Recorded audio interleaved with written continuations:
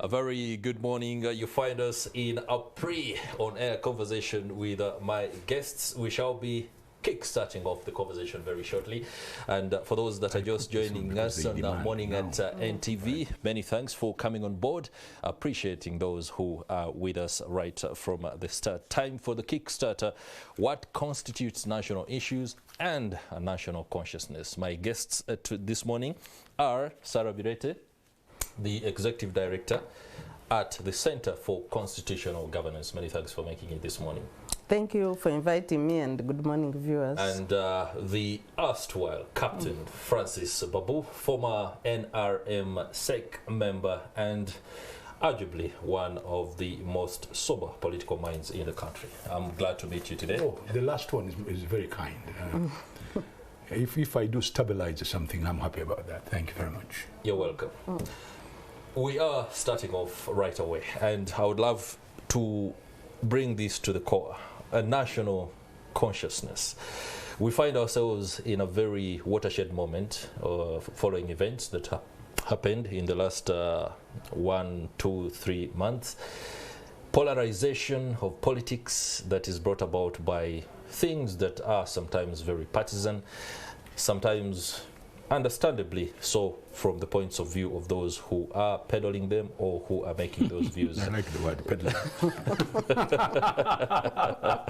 Sarah Bireete, your first, what can I call it? What do you make of the national consciousness within the country right now in view of what is happening? You know, national consciousness assumes that there is a national consensus. Oh, okay. There's a national consensus, there is a priority for the common good, and there's trust and confidence by the governed in those who govern them.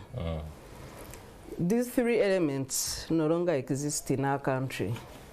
There have been attempts to generate a national consensus, and the last attempt was the making of the 1995 Constitution.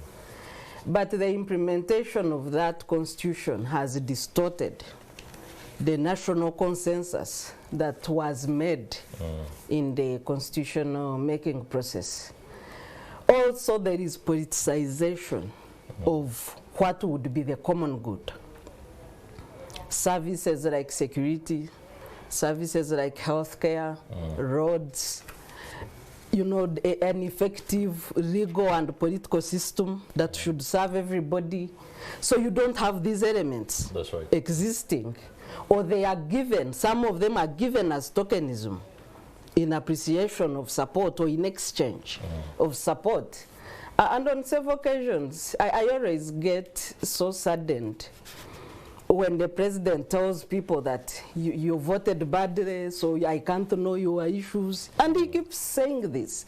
That is a distortion of the national consciousness of our country. Once you are elected president, you are a president for everybody. It's no longer about who supported you, because elections have ended. You should drive the country to work, to business, to serving the people. So when it comes to public service, the core of service delivery in the country, the merit system has been distorted. We have cadre deployment everywhere. These are my cadres, including even independent institutions. You refer to judges as cadres. You have RDCs who are supposed to be public servants, the way they conduct themselves in deployment, and nobody calls them to order. So this is the long distortion that has happened in our country. Okay. Captain, Sarah Bireete has what is no doubt a very grim picture of where we stand as a country in as far as national consciousness is concerned. Perhaps nation building needs to be revisited? Yeah, I think there's a little bit more than that. I think there are people in this country who are conscious. Sure. But they've been threatened. The consciousness is there. Bireete, for example, is conscious. She knows what she's talking about. Yeah. There are people who are conscious. She's telling you the bitter side of her consciousness is being stifled. Now, I want us to go to the average man in this country, the woman and the man, in a village somewhere. Do they have a conscience about this country? How do they relate? How do they interpret conscience? What are the indicators? What does the person think? I think time has come for us to go into the brains and delve into the spirit, because the word conscious is a spiritual thing, you know. When we did this constitution, a lot of people who were part of that constitution making, and some of them are still alive, they are conscious what they wanted to see. There are people in this country, very highly educated people, who are very conscious. A few people have tried to divert us from consciousness, but I do not give them that credit. I think we are conscious and we're looking at them and we are not happy with what they're doing. I think that is the way I would understand the consciousness. We know. We know. We know. By the way, the average person knows. Yeah. When you go to a home in a village, they'll tell you what is going on. What is this? What is this? They actually ask you. And you have to explain. For example, the consciousness of what is going on now in the economy. Yeah. The average person knows. The man and woman at the high. You see, the problem in this country, and this is our educated elite defines things at a different level. The average person, the indicators are the common things that do happen, and they define it. Now, I think our biggest problem, and I'm sorry to say this, a lot of our westernized, educated people are a little bit brainwashed to think like the educators, the people who educated us. They want to think like the educators. That's right. The colonialists came here and gave us a cue how we are supposed to behave. And how we're even supposed to think. And sometimes we go overboard. Now we've got to go to our people and find out what is it that their conscience tells them. Yeah. Because the conscious is not something you have to teach. It is there. It's inside there. It's inherent. It's inherent in the person. So as far as I'm concerned, we've got two stages. In fact, sometimes I listen to our people talk. They're actually talking to us. First of all, who understands the language they are talking in. Secondly, they talk even with the vocabulary sometimes the average person does not understand. So we've got now to say, wait a minute, what should we do? I believe very strongly our people are brought up with certain cultures. When you grew up in a family which had a form of culture from their tribe. That's right. Then you had the religion, which awoke your consciousness. That's right. Then we're going to school. Now, some of us did not go very far. More like reinforces what you've learned. That's right. Yeah. So your consciousness is, if you like, those things impinge on that consciousness. Now, our people who go to these foreign countries, by the way, please don't get me wrong. I like educated people. Very much, and I respect them. It's a very hard job, and those who have qualified, yes. What I want them to do, let's research a little bit more about our people. Okay. How can we have a nexus of the elite, the educated elite, and the average person? Then we've got to start thinking. In fact, one of the things that I've talked about, you're talking about national consciousness. This country is not united. Yeah. From independence, we have failed to unite what the British did in Berlin during the partition of Africa, created a country called Uganda without our permission. And therefore, our people have never, ever, since ever that, they've never been united. In fact, what the British did was to continue ruling them in their little groups and created divisions. Where the divide and rule came in. That's right. And so that was, first of all, we were divided by our tribes. When they came here, we had tribal wars and whatnot. When they came, they tried to hold it. But one would say tribes didn't necessarily divide us, but were simply pockets of identity. No, they were pockets of identity, but they put there more division. I'll give you an example how they did division. They recognized certain tribes better than others. They took others in their wings. They became They went to the army, others went to the administration, others went to the police, and so on and so forth. So they divided the country for their own benefit. But it is very clear. They actually agreed that they did it because they didn't have enough people to rule the country. Enough people to rule the country. So they needed collaborators. Yeah. Now, so there's that one divide. Then something called religion. Religion came in. We were further divided. Okay. Then another thing came in. It's called multi-party. Democratic, liberal democracy brought something called multi-party. Yeah. So you see how many divisions we have? So if you had to permute that alone, you would get some sort of divisions between us. A conscious is that whenever we have a problem, we run to our tribes. We become more galvanized. More galvanized around the most so our conscience tells us, no, this is where you belong. Yeah. Then another group says, but these guys, we don't like them. We don't. So we create that unfortunate. So our biggest problem now, our conscience, how do we get people, the very educated group, how do we get them to unite this country like what Mwalimu Julius Kambarage Nyerere did in Tanzania? Okay. How do we bring our people together? Just to bring the person watching there on board, in as far as a national consciousness is concerned, you alluded to the fact that the person at the grassroots level understands much of the things and perhaps is not being helped by the elite. A national consciousness is more a shared sense of national identity, a shared understanding that a people or group shares common ethnic, linguistic, cultural background. Historically, the rise of national consciousness in countries is the very first step towards creation of a nation. National value. National values. Now, it comes to perhaps in the beginning, 1962 and the years before that, in the creation of the independence movement, perhaps that the creators of this particular narrative erred in so many ways. That can be corrected. Can't it be corrected? It's very embedded. We need to work very hard. Me and her need to become one and make sure that we correct those problems. The Center for Constitutional Governance seems to prime itself as helping or coming on board to be able to demystify some of the things. What exactly are you doing that helps the average Ugandan understand some of the issues that they ought to give attention to in terms of what they need to be aware of, the understanding of the national and the political economy, the feeling that I am Ugandan, and the belief in yourself as a people? Yes, our main work is to popularize the Constitution and also observe its implementation and defense. Okay.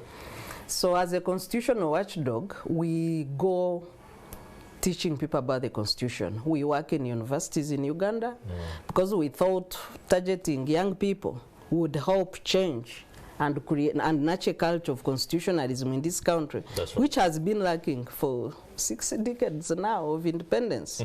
So we focus more on young people in universities, in tertiary institutions. We hope that with more support, maybe we can go to secondary schools. Okay. So that's the teaching of the Constitution.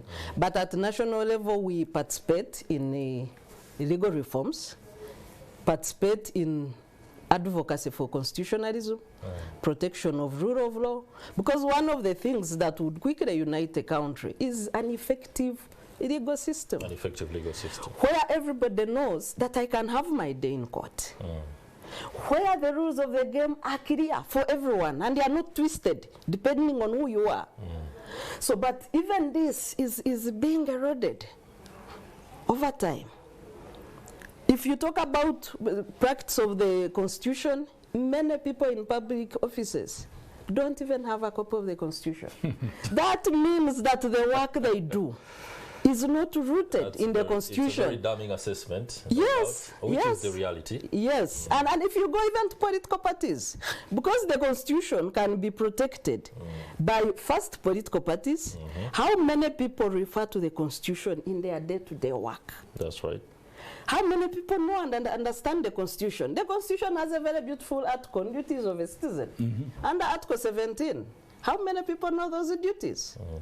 Defend Uganda, defend the common good. But what they missed in that and what we've been advocating for is adding national values. So if we can have a conversation to agree on what are our national values, have them embedded in the Constitution for posterity, for everybody to know. That is our, so we don't even have national values.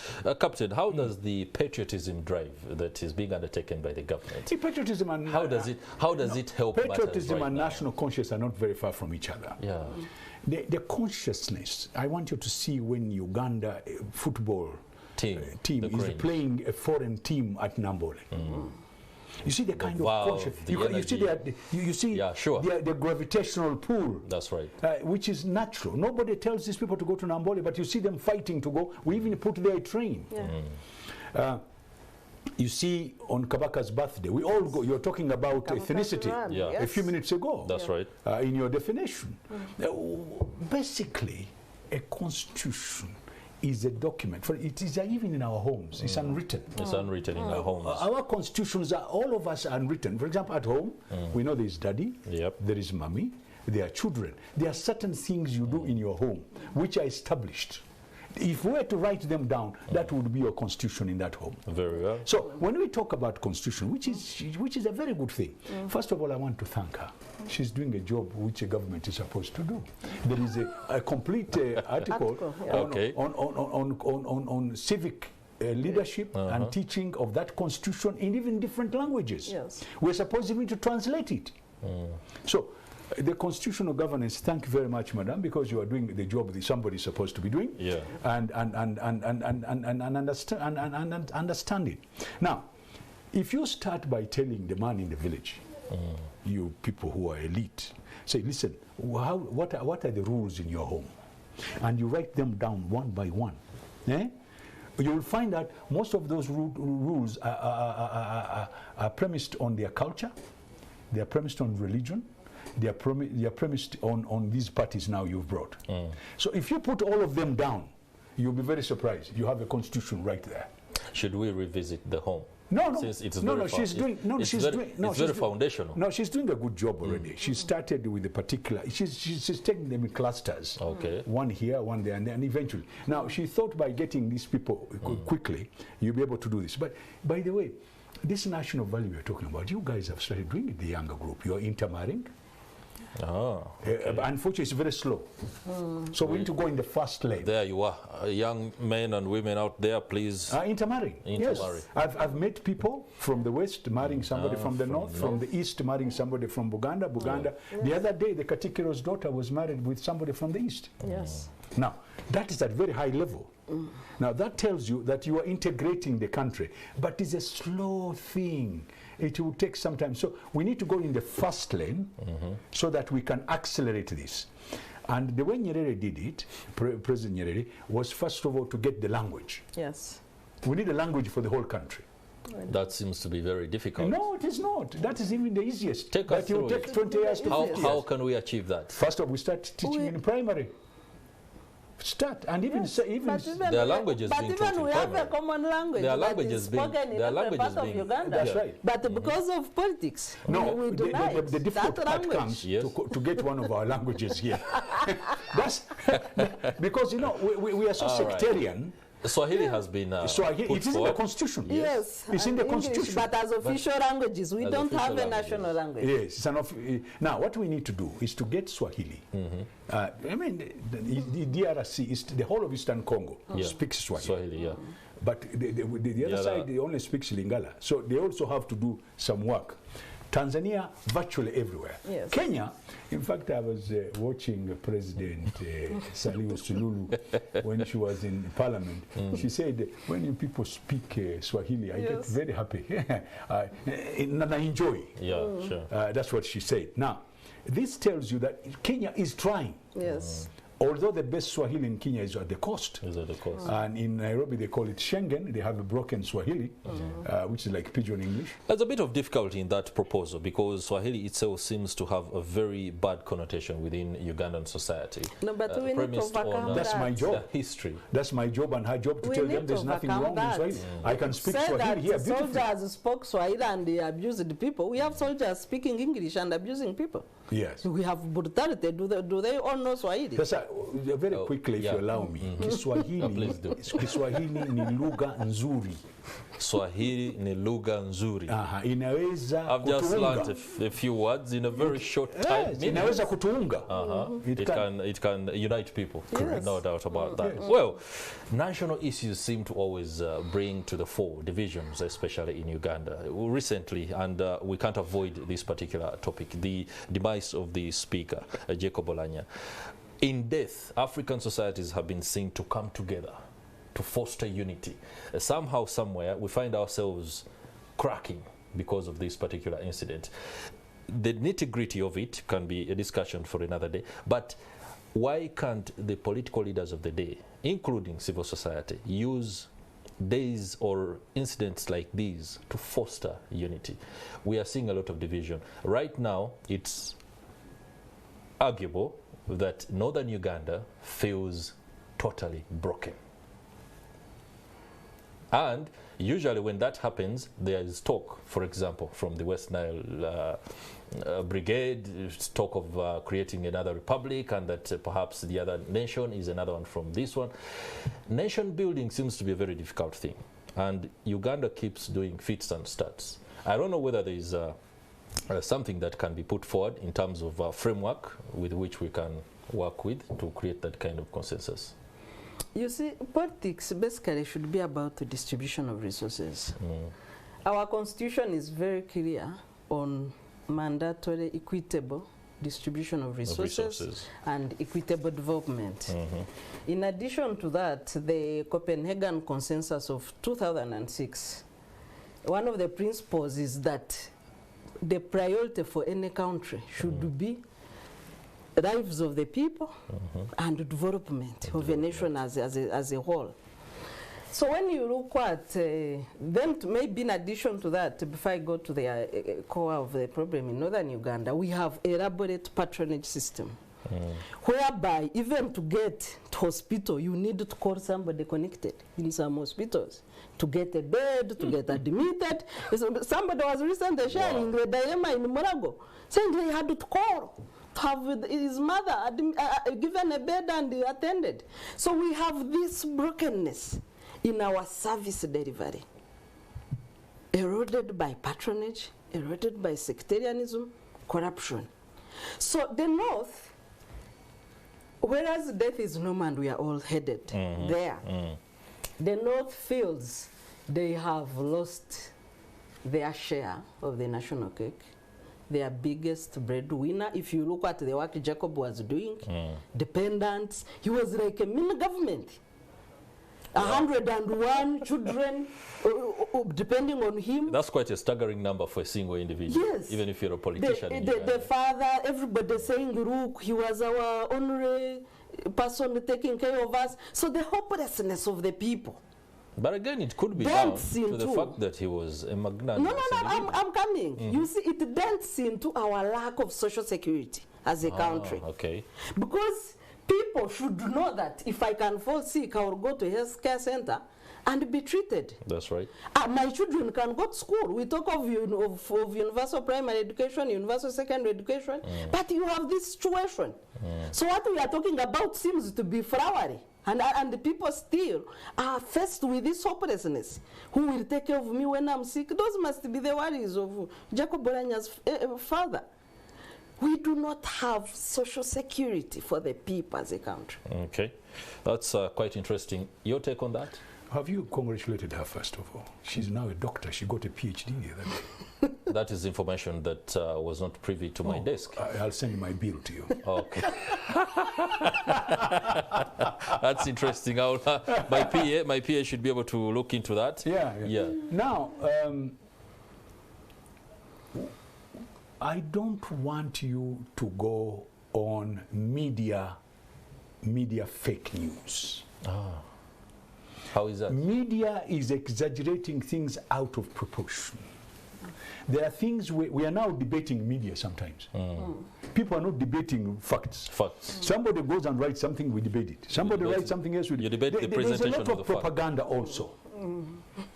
And they go against certain people. It's sometimes it is filthy. I'm sorry to say, I am not happy with that. Take us through it's what you mean. unfortunate we lost a leader. It's not only for the North. Yeah. That's right. We lost a leader as Uganda, and he was a speaker for Uganda. Let's get that point very clear. There are people who want to make it look like it's only for the North.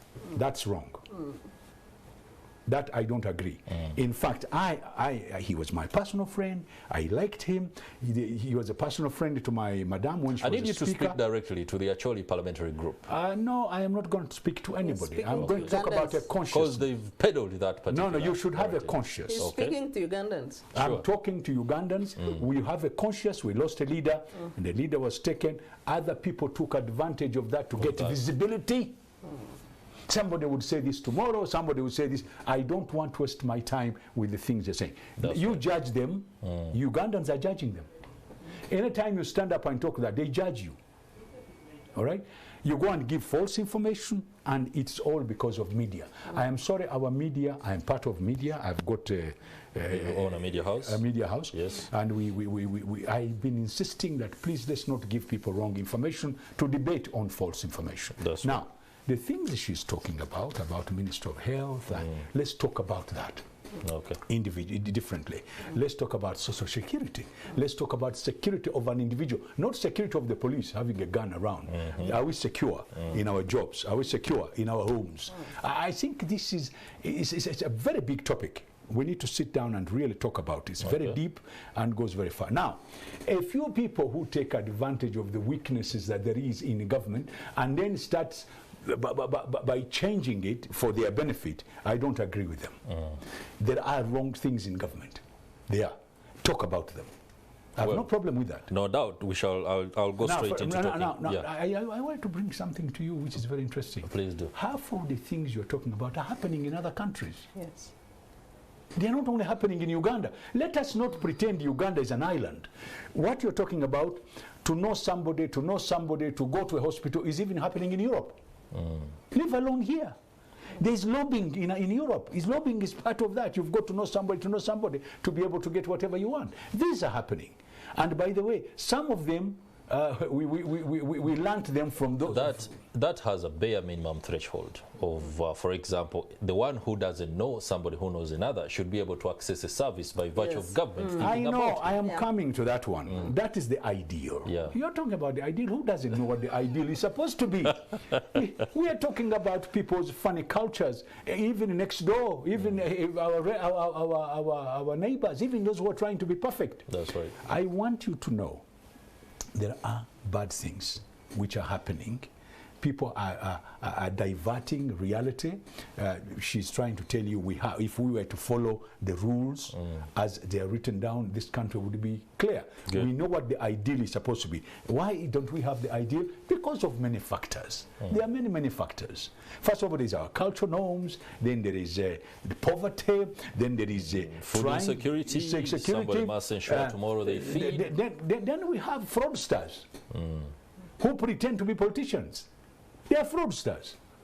They come up with something and frighten everybody. For example, the other day I pitied the Chief Justice.